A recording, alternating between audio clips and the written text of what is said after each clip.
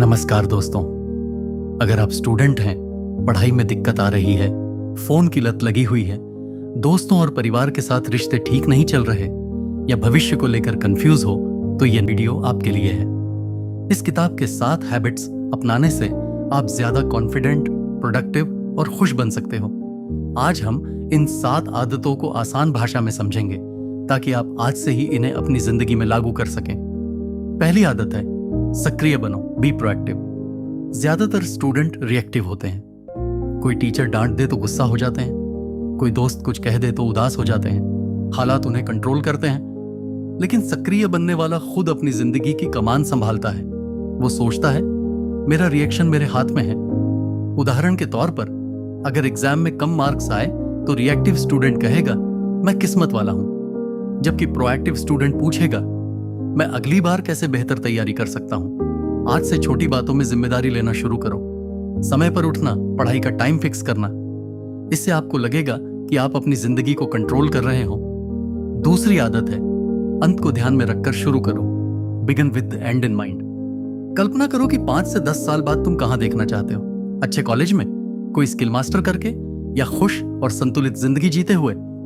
इस किताब में कहा गया है कि पहले अपना लक्ष्य और वैल्यूज तय करो।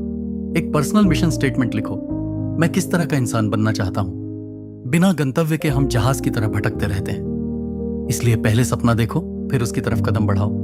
स्टूडेंट्स के लिए यह बहुत जरूरी है क्योंकि एग्जाम, करियर और रिलेशनशिप सब में दिशा की जरूरत होती है।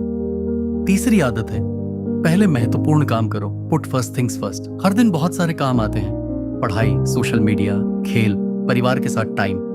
लेकिन सक्सेसफुल स्टूडेंट महत्वपूर्ण कामों को पहले रखते हैं। एग्जाम आने वाला है तो पहले पढ़ाई, बाद में फोन। छोटी छोटी चीजें पूरी जिंदगी खा जाती हैं अगर हम उन्हें पहले रखते रहें।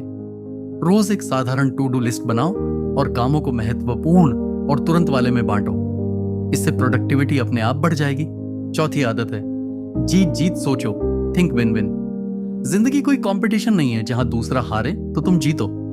विन विन का मतलब है मैं भी आगे बढ़ूं और दूसरा भी आगे बढ़े।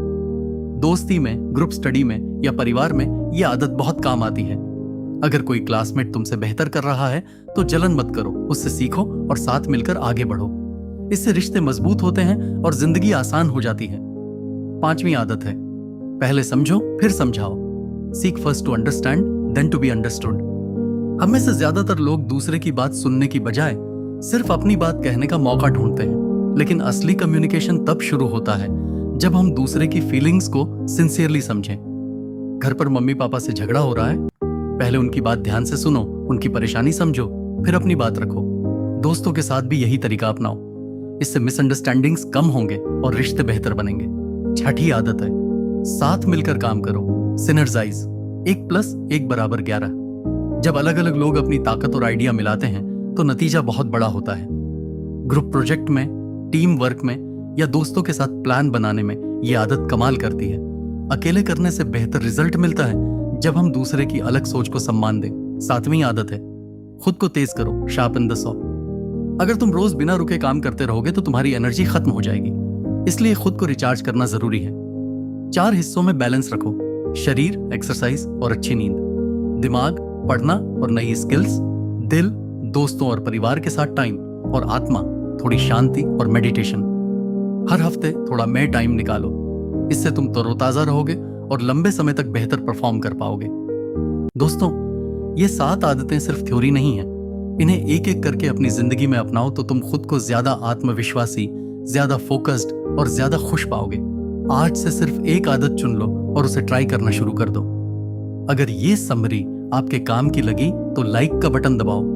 कमेंट में बताओ कि इन 7 आदतों में से आपको कौन सी सबसे ज्यादा उपयोगी लगी और अगली बार कौन सी किताब की समरी सुनना चाहते हो। धन्यवाद सुनने के लिए। मिलते हैं अगली वीडियो में। अपनी जिंदगी को बेहतर बनाओ क्योंकि तुम कर सकते हो।